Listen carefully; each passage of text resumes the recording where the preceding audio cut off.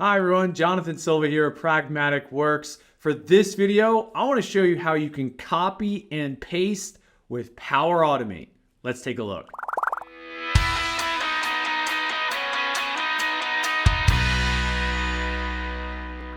All right, so what you can see here is I have a very basic flow. The flow is not important here, is how we can copy and paste here within Power Automate is the focus. So one of the things that we have here, let's say I want to add in a new step here to not maybe send an email, but to post inside of Teams. So I'll go ahead and post Teams and we'll do a quick little search there. Okay, post message in a chat or channel. Just do that. And I'm going to post as a Flowbot. I'll do it in a chat with the Flowbot. And what I'd like to do is essentially take this message I have here that I want to copy and paste from this email that I originally created. I want to put that inside of my Teams message.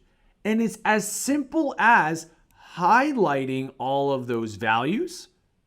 Go ahead and right click, copy, or Control C, and come on in here and Control V to paste. What you'll see here is with Power Automate, it is going to treat not only your text here as text, but also any dynamic content as text as well. So you can copy and paste that dynamic content from one step to another, making it so much easier to be able to go ahead and utilize the same values over and over in multiple different steps.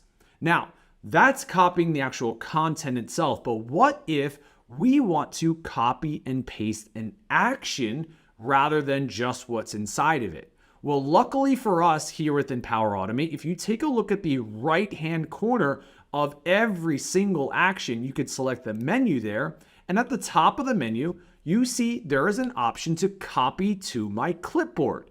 If you use this, and now this isn't preview, so it doesn't always work, but it works great when it does. If you use this, I can select copy to clipboard, and instead of copying just what's inside, I can do a new step and go directly to my clipboard here when I look for the actions. Now, if I select my clipboard, there you have it. There is my send an email action that I just copied. All I need to do is click on it. And once that happens, where you see the flow kind of disappears and shows back up again, sometimes if it's in a condition, the condition will close all the way up. If that happens, you can see here, I now have send an email to.